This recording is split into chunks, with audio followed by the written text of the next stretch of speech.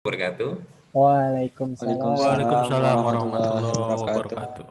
Selamat datang dan selamat hadir kepada rekan-rekan, Bapak serta Ibu Ananda dan juga Adinda dalam kegiatan VCT Batch 8. Pada kali ini, pada webinar kali ini kita akan membahas mengenai asesmen Kamu mau ikutan? yang akan dipandu oleh Bapak Denny selaku presenter dan juga Saudari Fahmi selaku moderatornya.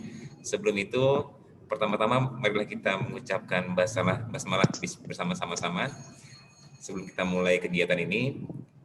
Bismillahirrahmanirrahim. Semoga kegiatan ini berjalan dengan lancar dan tiada hambatan. Perkenalkan, nama saya Moh Andi Bahtiar atau bisa dipanggil Moh, Andi atau Bahtiar. Nah, kebetulan saya bertugas di sini sebagai host untuk kegiatan seminar kali ini. Kemudian selanjutnya adalah saya perkenalkan untuk moderatornya. Beliau adalah Muhammad Fahmi, tempat tanggal lahir di Bogor 10 September tahun 2004. Beliau adalah pelajar dari SMA Harapan Bangsa ya, kelas 10. Itu. Ini apresiasi sekali kepada Saudara Fahmi yang sudah mau belajar dan ikut bergabung juga. Saya juga ikut belajar juga bersama Saudara Fahmi dan juga Saudara Denny. Waktu dan tempat kepada moderator yaitu Saudara Fahmi, kami persilahkan. Ya, terima kasih Pak Andi. Oke, sebelumnya perkenalkan nama saya Muhammad Fahmi. Saya di sini sebagai moderator. Lalu di sini nanti ada yang akan membawakan sebuah materi yaitu Pak Denny Rojmana. Beliau ini lahir di Sukabumi 12 September 1993. Lalu sekarang tinggal di Dramaga Caringin, nomor 6, Kota Bogor. Pak Denny ini senang dengan berkesenian seperti musik, musikalisasi puisi, bahkan teater. Lalu beliau lulusan pendidikan Bahasa dan Sastra Indonesia di Universitas Pakuan. Dan sekarang beliau menjadi guru Bahasa Indonesia di SMA Negeri 1 Cibinong. Baiklah, materi yang akan dibawakan hari ini berjudul Guru Belajar Asesmen, Siswa Bisa Karena Asesmen. Oke, baik, karena itu kepada Bapak Ibu yang mau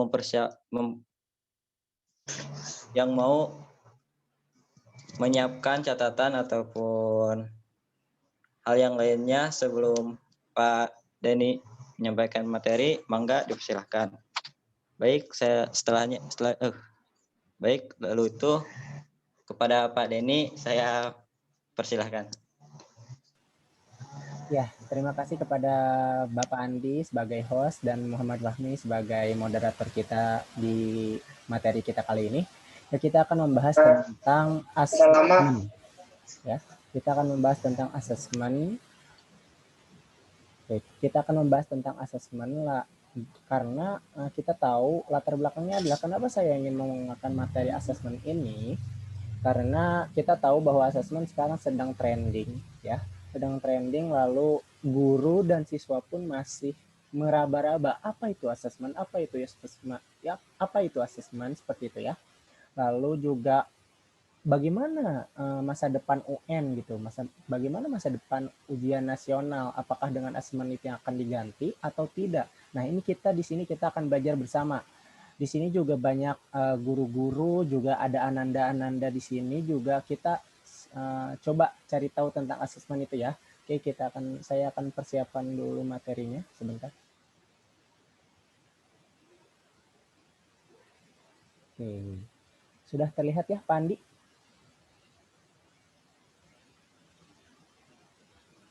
Oke. Sudah terlihat, Pak? Oke, sip. Ya, kita mulai materi kita kali ini, guru belajar asesmen, siswa bisa karena asesmen. Nah, sebenarnya memang tadi yang saya sampaikan adalah yang melatar belakangi saya untuk mencoba materi asesmen ini adalah kita tahu bahwa asesmen ini sedang trending. Lalu guru dan siswa pun masih meraba-raba apa sih itu asesmen, dan gimana cara ngerjain asesmen katanya. Bagaimana cara membuat soal asesmen, lalu siswa juga ada pertanyaan, Pak, emang asesmen itu ngegantiin UN ya? Terus nanti kita bagaimana? Seperti itu kan. Nah, ini yang kita coba tahu, ingin kita coba tahu bahwa oh, ternyata asesmen ini adalah bukan untuk siswa ya. Oh, ini adalah asesmen untuk sekolah ya. Nah, apa yang akan terjadi? Nah, oke, kita ke materi selanjutnya. Nah, oke.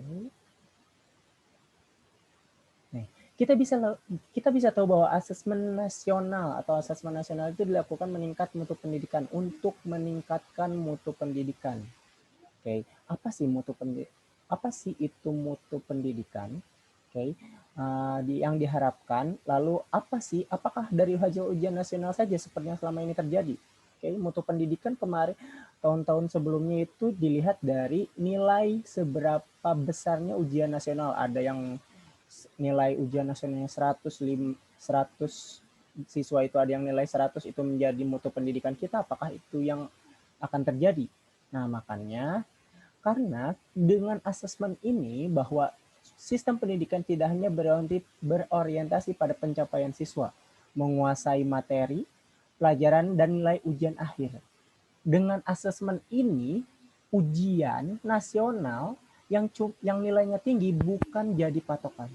Tapi asesmen ini adalah semua nilai berhak untuk dinilai, bukan hanya yang seperti sebelum-sebelumnya itu nilai ujian nasional itu menjadi tinggi.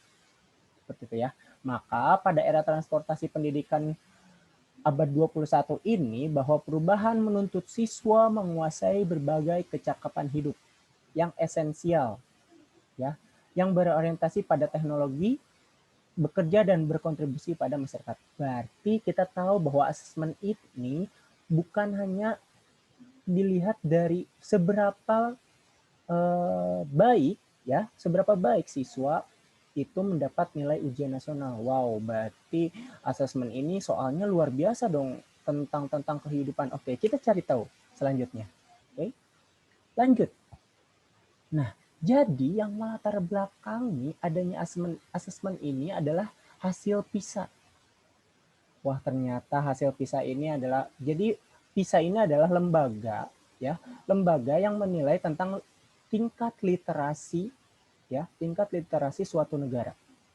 Jadi PISA ini adalah suatu lembaga yang menilai tingkat literasi suatu negara. Seperti itu ya.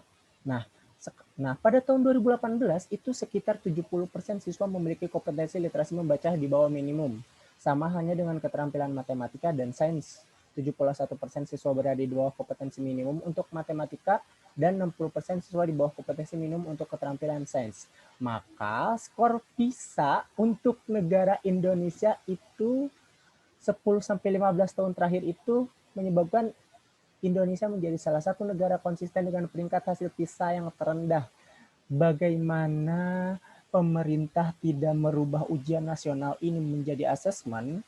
Itu karena peringkat kita adalah 3 besar. 3 besar dari yang terbawah.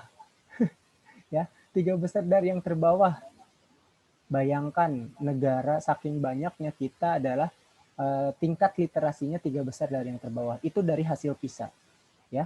Nah, makanya pemerintah pada tahun 2021 ini ya, yang biasanya namanya itu adalah asesmen nasional ya, yang mungkin menggantikan atau seperti apa ya kan kita tidak tahu, yang akan menggantikan UN. Apakah menggantikan atau hanya memang penilaian tersendiri seperti itu. Nah, jadi ujian nasional sudah tidak lagi diberlakukan, bukan diganti berarti ya. Kebijakan ini ditetapkan berdasarkan hasil koordinasi Kemendikbud dengan sejumlah dinas dan lembaga terkait. Jadi sekarang namanya AN, bukan UN. Ya, kepada Ananda dan Bapak Ibu Guru, ternyata memang asesmen ini dilihat bukan untuk menilai siswa, tapi apa saja yang akan dinilai? Oke, kita lanjutkan kembali. Nah, di sini untuk kecakapan hidup abad 21 dan profil karakter belajar siswa, Maka isi dari asesmen itu ada berkebinekaan global, bergotong royong karena sesuai dengan Pancasila, kreatif, bernalar kritis, bernalar tinggi kritis atau HOTS, lalu mandiri, lalu beriman bertakwa kepada Tuhan yang Maha Esa yang berhak dan berakhlak mulia. Maka guru dan siswa untuk mengadopsi proses pembelajaran yang berfokus pada pengembangan kompetensi. Pencapaian kompetensi siswa dapat diukur dari pemahaman konsep, lalu konsep tersebut juga bisa diterapkan dengan berbagai konteks kehidupan. Kita tahu kalau UN itu isinya yang waktu itu saya masih ada kartonnya nggak ya? Kita tahu bahwa asesmen itu isinya sekarang adalah berbagai konteksnya dengan kehidupan. Kita tahu bahwa UN itu sesuai dengan mata pelajarannya. Kalau misalkan pelajaran bahasa Indonesia berarti membahas tentang bahasa Indonesia, lalu dievaluasi. Matematika dievaluasi dengan ujian-ujian seperti itu. Nah, mungkin inilah keluhan kenapa tingkat literasi kita itu rendah, rendah 3 besar dari bawah. Maka kita akan menetapkan bahwa asesmen ini akan menjadi nilai literasi yang terbaik untuk Indonesia. Oke, seperti itu. Lanjut. Nah, bagaimana keterkaitan asesmen nasional dengan abad 21? Oke. Nah, ini dia. Kecakapan abad 21 dengan profil pelajar Pancasila terukur melalui asesmen nasional. Oke. Jadi, isi dari asesmen nasional itu ada AKM. Oke. Lalu ada survei karakter, lalu ada survei lingkungan belajar. Maka yang dinilai untuk menjadi asesmen nasional itu adalah nilai dari AKM atau sekarang yang sedang diproses oleh pemerintah Kemendikbud, yaitu nilai AKM-nya. Lalu survei karakter, maka setiap siswa yang ada di sekolah tersebut akan disurvei karakternya. Oke. Lalu ada survei lingkungan belajar dan yang dinilai adalah sekolahnya. Maka kita jangan lalu merubah paradigma bahwa UN itu diganti oleh asesmen atau UN itu akan diganti jadi AN. Tidak seperti itu. Karena penilaiannya berbeda. Seperti itu. Penilaiannya berbeda. Kenapa sih berbeda? Karena isinya bukan tentang pelajaran. Karena isinya bukan menilai siswa. Karena asesmen yang dinilai adalah pertama adalah tingkat AKM-nya, lalu survei karakter siswanya, dan survei lingkungan belajar atau nilai sekolahnya. Seperti itu. Lanjut. Nah, ini dia. Asesmen nasional adalah program penilaian terhadap mutu setiap sekolah. Program kesetaraan pada jenjang dasar dan menengah mutu satuan pendidikan dinilai berdasarkan hasil belajar siswa, mendasar literasi, numerasi, karakter, serta kualitas proses belajar mengajar. Nah, betul sekali. Jadi kita tahu bahwa asesmen nasional itu menilai mutu sekolah. Maka hasil belajar siswa yang mendasar seperti literasi, numerasi, dan karakter itu ada di AKM. Oke, ada di asesmen. Nah, untuk UN itu hanya menilai dari penilaian siswanya, seberapa jauh menguasai materi pembelajaran, maka itu tidak bisa dikatakan asesmen. Karena di situ tidak timbul karakter, tidak timbul proses yang baik seperti itu. Karena di UN kita tahu hal lumrah seperti itu, menyontek atau apapun, maka kita merubah dari pemerintah tersebut. Oke. Nih, informasi tersebut yang utama dari AKM nih, ada survei karakter dan survei lingkungan belajar. Yang pertama adalah AKM. AKM itu untuk mengukur kompetensi mendasar literasi, membaca, dan numerasi siswa. Oke, kita tahu kan di sini tadi, asesmen nasional itu mengukur AKM, mengukur survei karakter, mengukur survei lingkungan belajar. Ya kan? Nah, apa sih AKM itu? AKM itu adalah mengukur kompetensi mendasar literasi membaca dan numerasi siswa. Maka kepada Ananda, lalu kepada Bapak Ibu guru sekalian, untuk membuat AKM atau soal AKM bukan tergantung dari mata pelajarannya.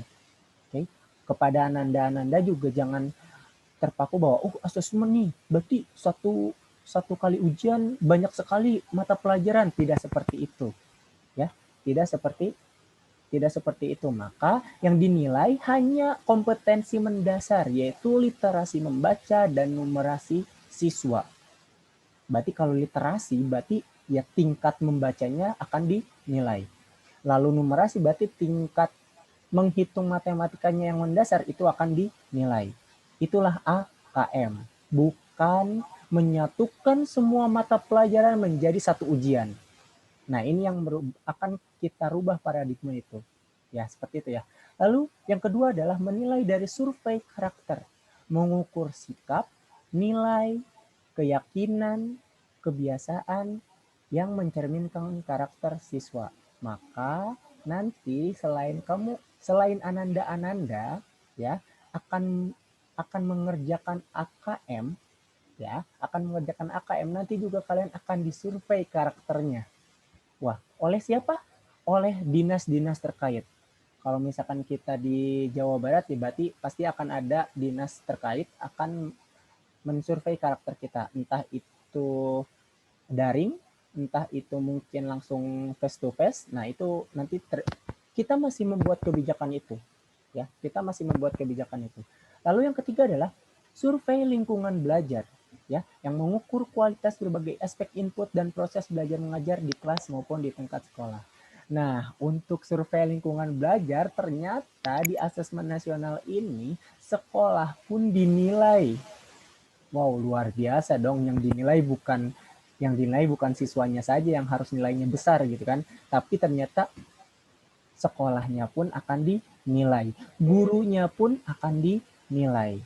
Ya, gurunya pun akan dinilai. Maka segala proses belajar, segala proses KBM, kegiatan belajar mengajar, segala proses bagaimana guru menyampaikan materinya kepada siswa itu akan dinilai oleh siapa? Oleh pihak-pihak terkait, dinas tentunya. Seperti itu ya. Lanjut. Nah, ini dia. Mohon maaf. Oke, apa sih sebenarnya tujuan dan manfaat asesmen nasional yang tadi kita bicarakan, yang tujuannya, yang latar belakangnya adalah nilai PISA kita yang rendah? Apa sih sebenarnya? Yang pertama adalah asesmen nasional menghasilkan informasi untuk memantau satu, perkembangan mutu di waktu ke waktu. Oke, yang dilihat adalah perkembangan mutunya, bukan siswanya. Oke. Lalu yang kedua adalah kesenjangan antar bagian di dalam sistem pendidikan, misalnya satuan pendidikan, kelompok sosial ekonomi, satuan wilayah antar sekolah, negeri, swasta, antar daerah, ataupun kelompok berdasarkan atribut tertentu. Nah, itu tidak akan dinilai ya. Yang dinilai adalah semuanya sama, tingkat asesmennya sama. Maka tidak ada sekarang ada sekolah unggulan ataupun sekolah yang mandiri atau yang RSBI atau apapun, itu tidak ada. Maka semuanya rata. Ya kan? Seperti itu. Itulah tujuan dan manfaat dari asesmen nasional yang pertama. Yang kedua adalah asesmen nasional bertujuan untuk menunjukkan apa yang seharusnya menjadi tujuan utama sekolah, yaitu mengembangkan kompetensi dan karakter siswa. Maka nanti untuk menilai sekolah bukan yang nilai ujian nasionalnya tinggi. Ya kan? Kita tahu bahwa sebelum-sebelumnya, SMA si Anu itu nilai UN matematikanya 100, jadi booming.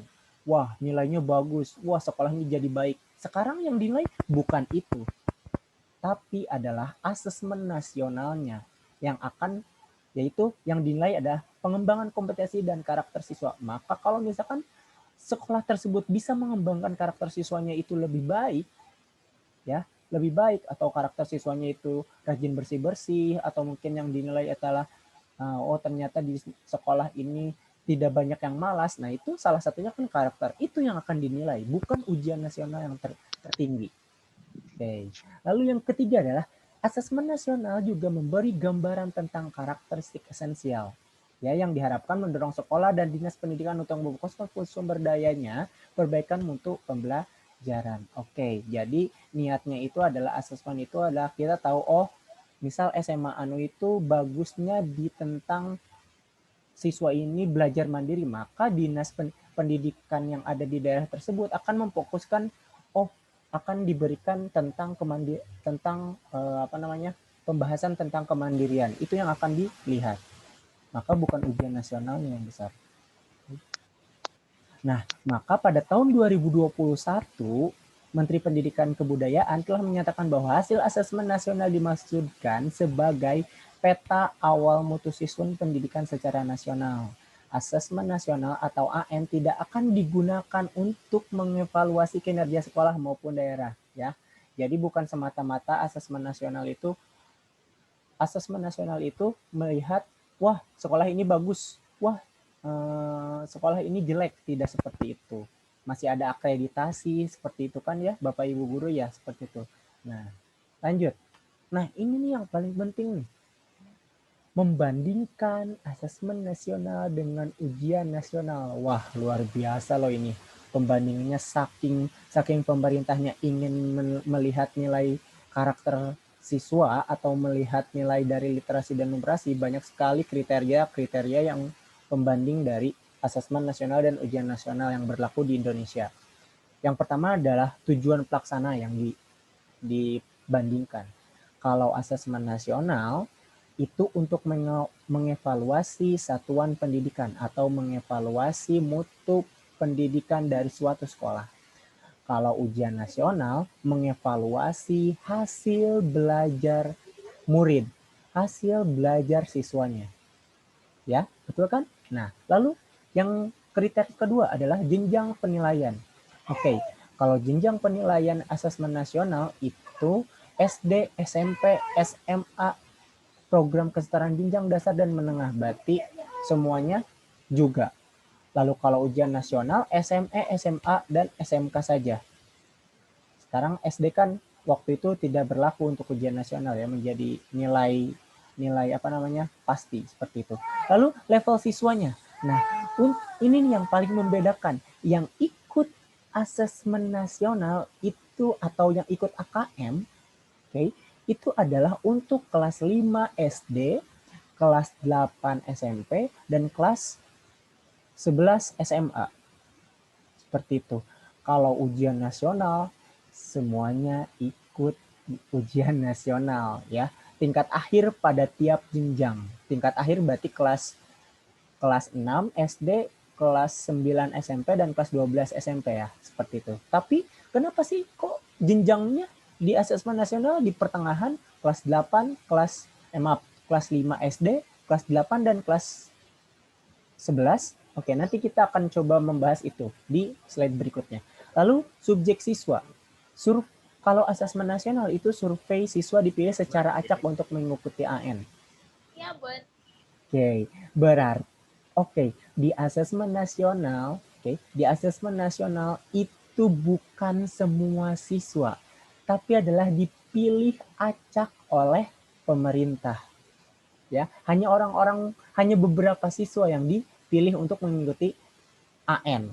Kalau UN itu semua siswa yang ada di tingkat jenjang akhir, kelas 6, 9, dan 12. Nah, Pandi masih terdengar ya? Masih terdengar, Pandi? Masih terdengar, Pak. Masih terdengar. Kita lanjut ya, soalnya di sini jaringannya agak jelek. Lalu model soalnya nih, kalau asesmen nasional itu ada pilihan ganda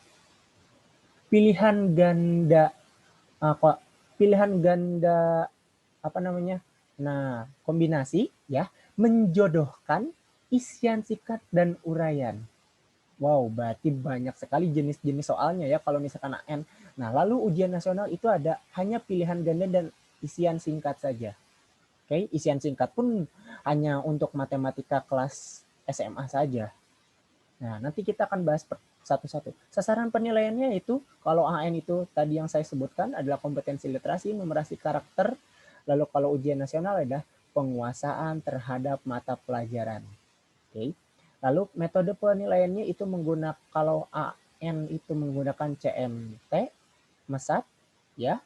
Lalu komputer kalau misalkan ujian nasional itu berbasis CBT atau PBT yang mengisi soal-soal saja. Oke.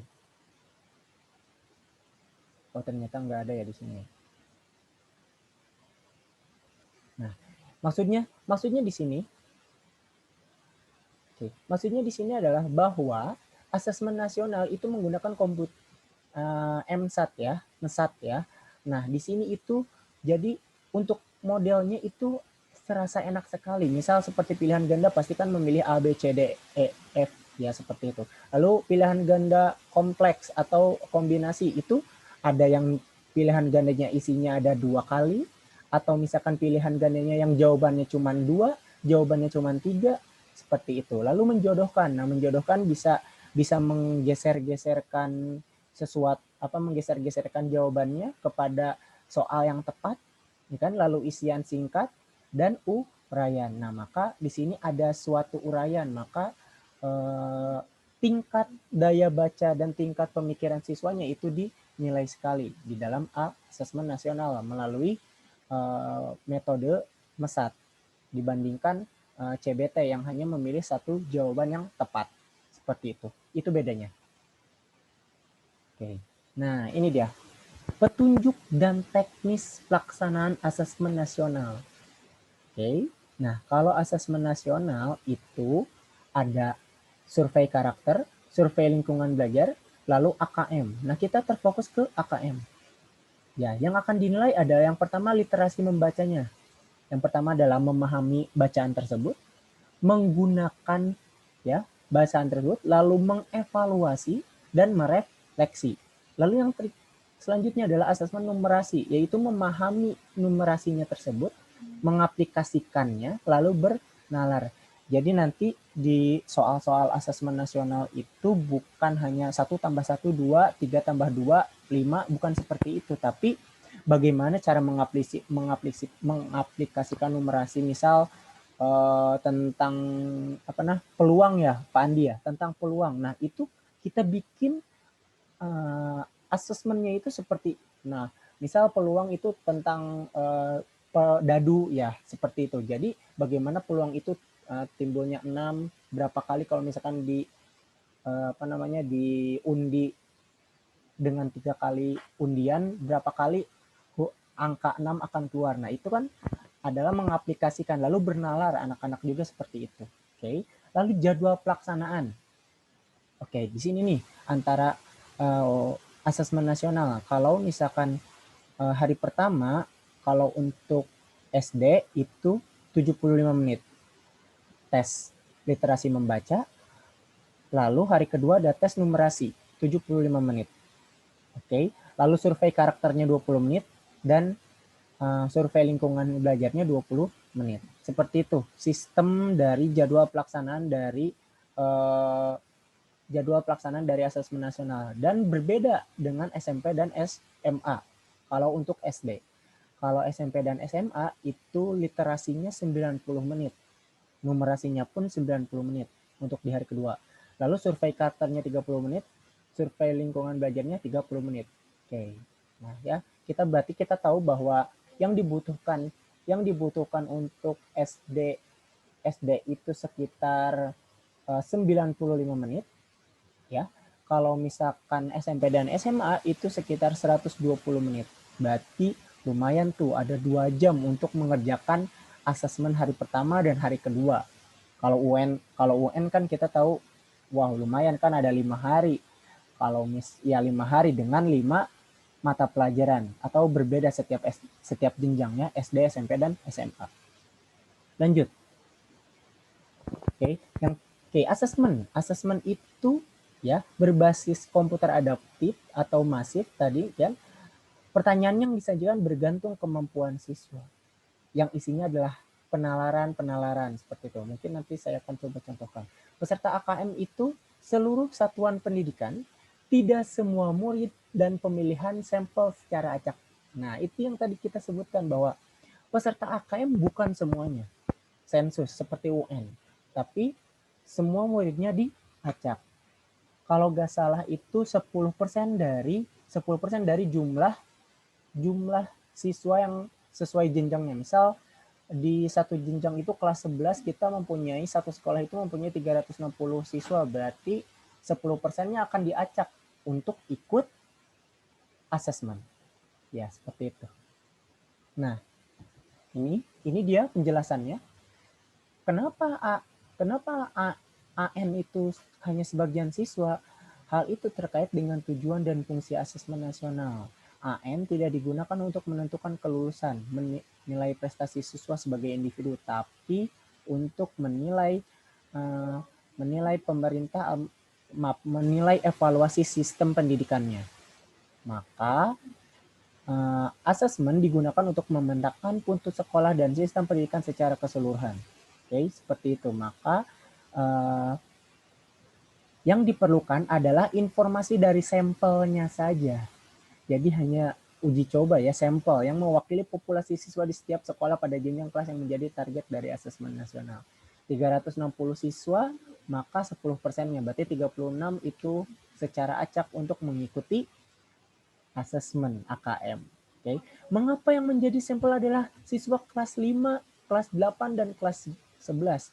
Jadi intinya adalah karena nanti kalau misalkan kelasnya itu ada di pertengahan seperti kelas 5, kelas 8, lalu kelas 11, ya di pertengahan, agar nanti ketika dia menjadi kelas 12, lalu menjadi kelas 9, lalu dia naik kelas menjadi kelas 6, dia masih merasakan perubahan mutu pendidikan itu.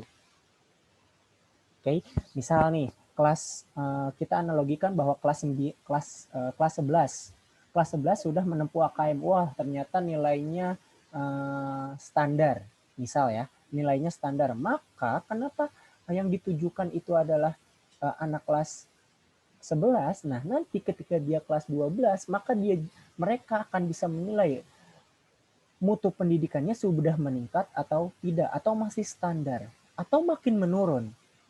Ya kan, seperti itu. Maka kenapa sampelnya ada kelas 5, kelas 8, dan kelas 11? Karena agar mereka merasakan perubahan itu.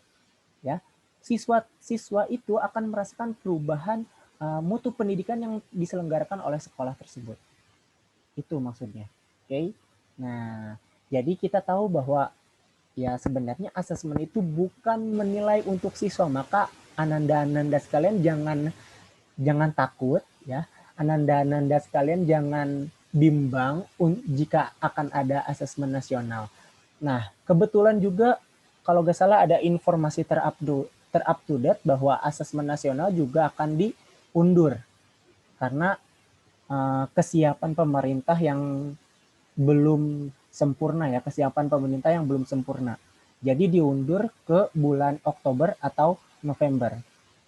Tapi di sini kita tidak tahu siapa. Di sini belum ada kepastian siapa yang akan melakukan asesmen. Apakah masih tetap kelas ataukah masih tetap kelas pertengahan yang tahun lalu atau kelas pertengahan yang baru, karena bulan Oktober dan bulan November ini kan sudah perpindahan semester, ya kan, seperti itu. Jadi belum ada kebijakan itu. Jadi yang baru ada kebijakannya adalah asesmen nasional itu diundur menjadi bulan Oktober atau November, seperti itu ya. Oke, nah maka jangan heran. Nah, maka di sini saya berkata asesmen nasional itu bukan pengganti ujian nasional. Ya, kepada Ananda jangan takut. Ananda dan guru-guru juga jangan takut. Dan asesmen nasional memberikan gambaran yang lebih utuh dan luas mengenai pendidikan. Bukan secara kognitif, namun juga karakter dan iklim belajar. Ya, seperti itu ya. Nah, lalu terima kasih ya kepada yang sudah ikut materi kita kali ini. Salam sehat, salam guru belajar, dan bersama asesmen kita bisa. Terima kasih Pak Andi. Silahkan kepada moderator, dipersilahkan. Ya, terima kasih kepada Pak Denny yang telah menyampaikan beberapa materi mengenai asesmen untuk kali ini. Oke, selanjutnya kita lanjut ke sesi tanya jawab. Mangga kepada Bapak Ibu maupun teman-teman sekalian yang ingin bertanya, silakan klik tombol raise hand ataupun bisa ketik melalui chat.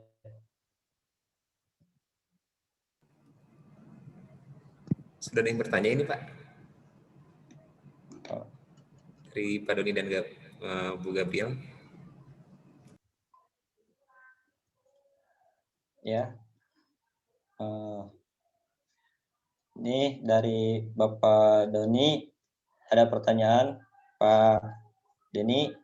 Yang pertama itu, mengapa KM tidak melibatkan seluruh siswa? Nah, untuk pertanyaan kedua, bagaimana mensosialisasikan pentingnya agar siswa tetap serius dalam mengerjakan soal AKM meskipun tidak menentukan kelulusan siswa? Dan pertanyaan terakhir adalah bagaimana mengatasi kecemburuan antara siswa yang dipilih mengikuti AKM dan yang tidak? Baik, kepada Bapak Andi, silahkan. Bapak Deni maksudnya. Ya, terima kasih kepada Fahmi. Oke. Wah, keren sekali nih Pak Doni.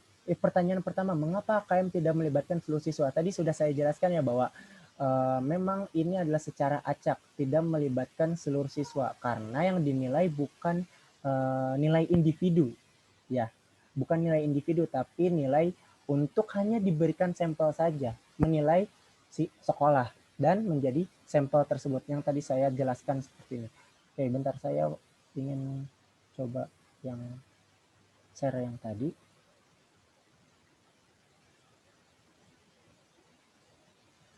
Nah, ini dia. Ya. Mengapa asesmen nasional hanya sebagian siswa? Nah, seperti ini ya. Karena asesmen nasional itu untuk menilai mutu sekolah, maka hanya sebuah sampel saja di sini. Ya, hanya sebuah sampel. Maka dari itu, dan kenapa mengambilnya dari kelas pertengahan ya, kelas 8, kelas 11 atau kelas 5 ya, pertengahan, karena agar nantinya si murid yang ada di kelas pertengahan itu akan merasakan perubahan mutu pendidikan yang sudah dinilai oleh AKM tersebut. Seperti itu. Lalu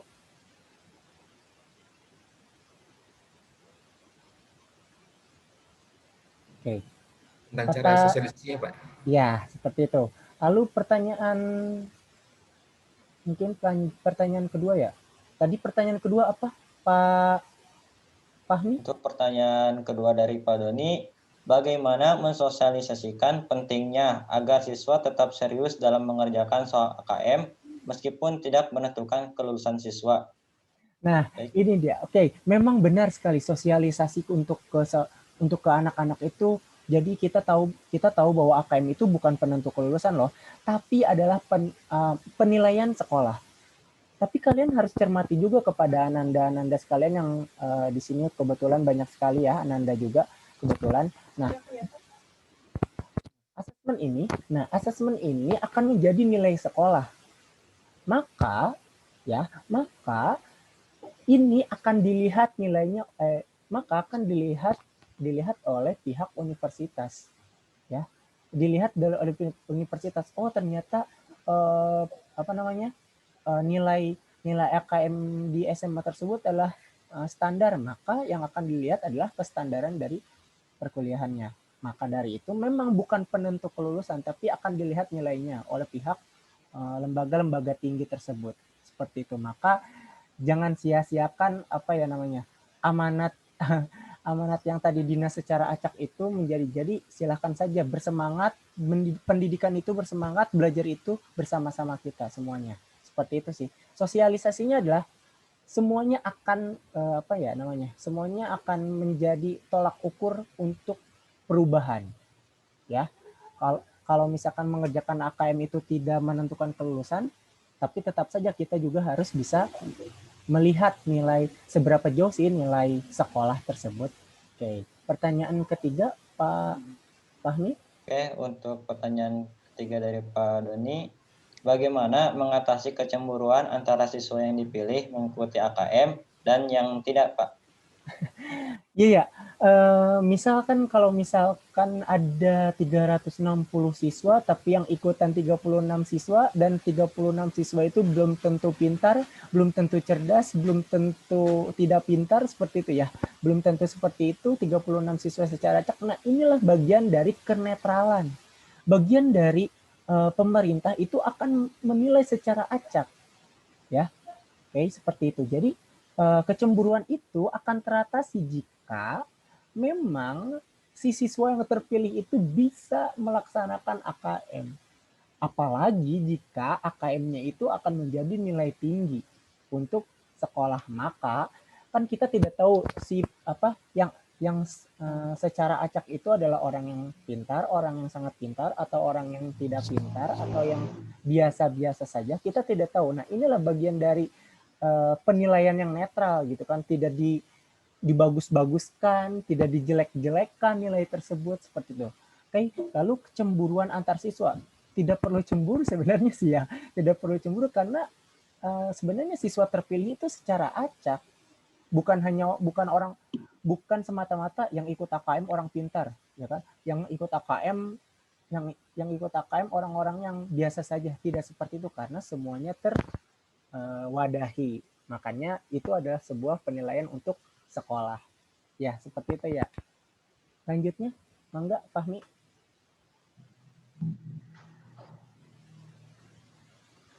Ya, Pak. Ya, silahkan. Ada pertanyaan selanjutnya atau seperti apa? Sebentar, Pak. Saya bacakan dari Pak atau Ibu Gabriela ya ini. Jadi beliau berkata seperti ini, Pak, maaf izin tanya, bagaimana pendapat Bapak mengenai tempat les atau bimbel yang mengadakan asesmen nasional? Nah, padahal asesmen nasional dibuat untuk mengevaluasi perbaikan pendidikan. Mangga Pak Denny. Ya, benar sekali. Oh, terima kasih Gabriel Stevi. Kayaknya ini Ananda nih, kayaknya nih Ananda Gabriel Stevi nih kayaknya yang sering ikut bimbel nih, persiapan UN kayak gitu ya. Memang betul sekali sekarang berubah tempat bimbel itu, ya. Berubah tempat bimbel itu. Yang biasanya itu tujuannya adalah lulus UN dengan nilai tertinggi, sekarang iklannya berbeda atau berubah iklannya, yaitu berhasil asesmen atau fokus ke SBMPTN, ya kan? Ya, iklannya akan berubah. Nah, maka bimbel di sini ingin berusaha jika memang anak tersebut adalah dalam keadaan biasa saja, itu menjadi yang luar biasa dengan ditambahkannya bimbel. Atau karena memang penilaiannya untuk penilaiannya untuk sekolah, ya tanpa harus ikut bimbel pun sebenarnya sah-sah saja. Tapi yaitu karena termotivasi sudah dipilih, ya kan, sudah dipilih secara acak oleh pemerintah, maka motivasi belajarnya juga timbul kan. Wah, saya harus belajar giat nih, seperti itu. Meskipun sebenarnya itu sebagai penilaian sekolah saja, kita tahu bukan penilaian individu, tapi kan pasti termotivasi anak tersebut. Ingin mencoba membanggakan sekolah, siswa tersebut ingin membanggakan sekolah dengan nilai saya lebih besar.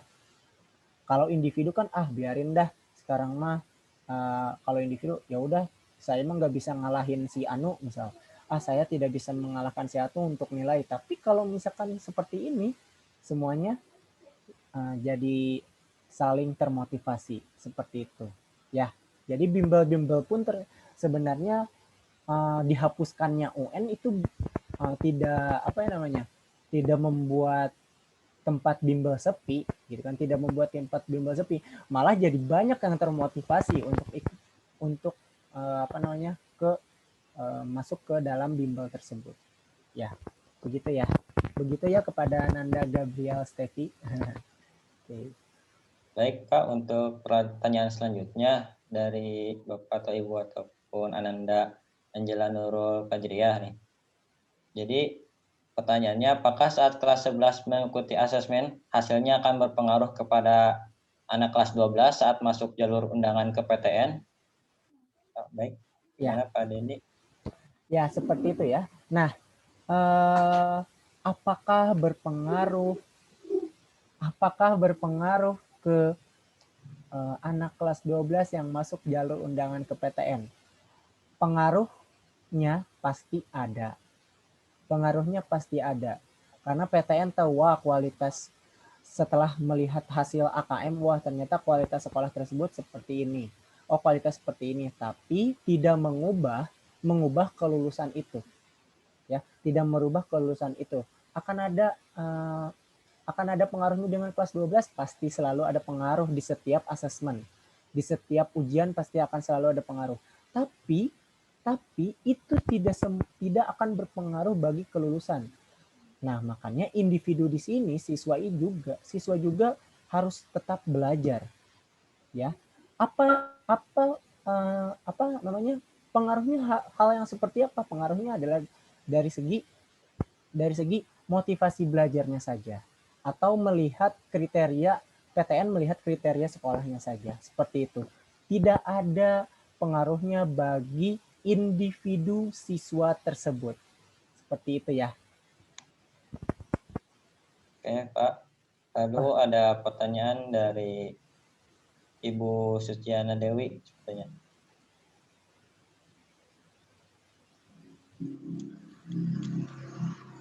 Oke. Mungkin di sini luar biasa ini antusias kepada guru-guru dan para ananda, memang benar sekali. Makanya sekarang tuh sebenarnya asesmen itu sedang trending ya. Jadi harus ada ilmu yang diserap oleh guru ya.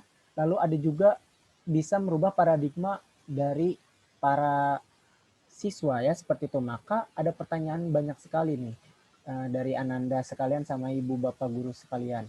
Nah, lalu ada pertanyaan dari Ibu Suci ya, Fahmi ya.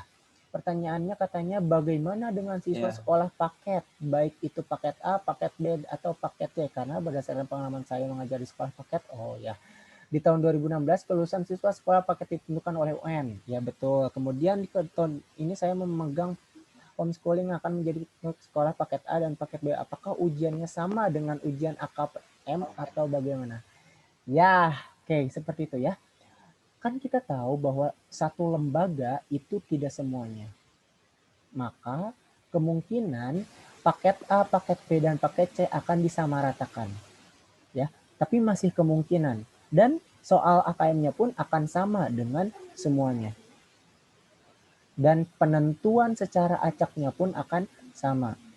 Atau mungkin kalau misalkan paket A, paket yang ikut paket A, paket B itu tidak banyak orang, mungkin bisa saja dia tetap ikut AKM. Tapi ini masih kemungkinan ya Ibu, ini masih kemungkinan karena kita tahu paket A, paket B itu, paket C itu semua disamaratakan. Ya, disamaratakan seperti itu. Jadi kemungkinan bagi paket A, paket B, dan paket C itu masih bisa ikut AKM. Ya, masih bisa ikut AKM. Ya, seperti itu. Oke. Nah, ya saya kembalikan kepada Muhammad Fahmi. Ya, terima kasih pada Pak Andi Pak Denny yang sudah menjawab pertanyaan dari para hadirin yang sudah hadir di sini. Mungkin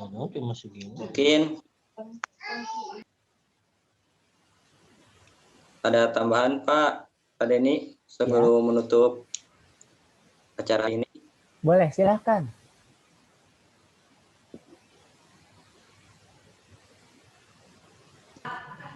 Silakan Pak Denny, bisa menyimpulkan Pak. Oh, saya yang menyimpulkan ya? Ya. Oke. Ya, oke. Kesimpulannya adalah kita guru dan siswa tidak perlu takut dengan adanya asesmen ini. Karena asesmen ini adalah asesmen ini akan menilai kita sendiri. Ya, akan menilai kita sendiri. Kita jangan terpengaruh bahwa wah, ternyata AKM akan mengganti UN. Tidak, AKM tidak mengganti UN. Mungkin nanti akan ada kebijakan, ada nilai AKM, ada nilai UN. Wah, seperti itu. Itu sih masih isu ya, masih isu. masih isu bahwa kalau misalkan AKM untuk nilai nilai sekolah, maka UN kenapa harus dihilangkan? Nah, tapi ada juga yang mengambil kebijakan bahwa ada AKM, maka nilai individu siswa berasal dari nilai ujian sekolah. Ya, dari ujian sekolah seperti itu. Jadi kita jangan semerta-merta bahwa ada AKM kita tidak belajar. Malah ada AKM kita malah harusnya termotivasi. Tempat les bimbel aja termotivasi untuk menilai siswa tersebut bisa lulus asesmen, kenapa kita sendiri tidak seperti itu? Karena asesmen itu menilai dari segi kehidupan dan digunakan untuk mengevaluasi segi kehidupan pembelajaran kita. Seperti itu ya kepada peserta kita semuanya. Silahkan kepada Muhammad Fahmi, diserahkan kembali. Oke, mungkin ditutup saja Pak Denny. Ya.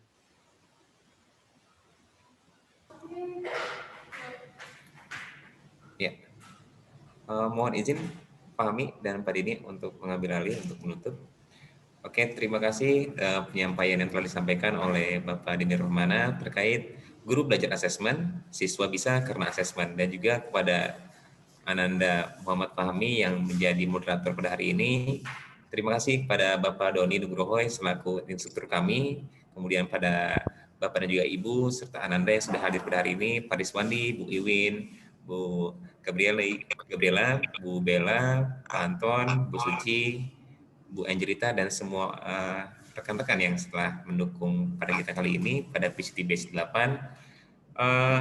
Satu hal yang bisa kita dapatkan di sini mengenai asesmen, bahwasannya asesmen ini bukanlah pengganti dari ujian nasional. Nah, asesmen ini digunakan untuk menilai mutu pendidikan dari satuan pendidikan tersebut, yang kemudian nanti dievaluasi untuk perbaikan ke depannya. Itu saja. Akhir kata, semoga bermanfaat dan mohon maaf apabila ada salah-salah kata, ada salah perilaku, karena kesalahan letaknya dari manusia, sedangkan kebaikan datangnya dari Tuhan Yang Maha Esa. Sebelum kita tutup, kita bisa foto bersama terlebih dahulu. Ya, foto virtual kita ya. Ya, kita coba foto virtual. Ya, silakan Bapak, Ibu, Ananda sekalian bisa menyalakan kameranya untuk kita foto virtual bersama. Bu Iwin, Pak Riswandi, Bu Gabriel, Bu Bella, Pak Anton, Bu Angelita, Bu Siti Sadia bisa menyalakan kameranya. Ya, silakan. Kita bisa foto virtual bersama, ini ya. Ya, silakan. Kita foto virtual bersama. Saya minta izin ya untuk starting videonya pada rekan-rekan semua. Tinggal bisa di accept atau bisa diterima. Ya, silakan. Oke ya, silakan disiapkan senyum terbaiknya. Dimulai ya. 1, 2, 3. Ya. Satu kali lagi. Oke. Satu kali lagi ya. 1, 2, 3. Ya. Terima kasih kepada Bapak dan Ibu serta Ananda yang sudah hadir pada hari ini. Mohon maaf apabila ada salah-salah kata. Ulang. Oh, ulang lagi ya. boleh. Ketinggalan ya Pak Riswandi, luar biasa loh antusiasnya. Oke, kita foto ulang lagi ya. Ayo boleh, ayo ulang lagi. Saya save dulu yang pertama. Ya, oke, kita mulai ya. Ya. 1, 2, 3. Ya, terima kasih sudah berkenan hadir pada hari ini. Terima kasih Bapak dan Ibu sekalian. Pak Denny, terima kasih Pak materinya tentang asesmen. Kemudian Pak Fahmi, terima kasih sudah jadi moderator. Pak Doni Nugroho sebagai instruktur, dan juga rekan-rekan sekalian yang sudah hadir pada hari ini. Semoga ilmu yang kita dapatkan bermanfaat dan kita bisa mengimplementasikan dan mengaplikasikan kepada sekolah kita dan juga anak didik kita terutama. Karena pada intinya adalah mengajar itu bukan tentang bagaimana kita mendapat nilai yang besar, tapi bagaimana kita bisa memberikan atau memberikan ilmu yang bermanfaat pada halayak ramai. Itu aja. Mohon izin. Bila taufiq wal hidayah. Wassalamualaikum warahmatullahi wabarakatuh. Waalaikumsalam Salam warahmatullahi pelajar wabarakatuh. Indonesia. Terima kasih Terima kepada kasih semuanya. banyak. Terima kasih Bapak Ibu. Terima kasih Bapak. Terima kasih yang sudah berpartisipasi. Terima kasih. Terima kasih.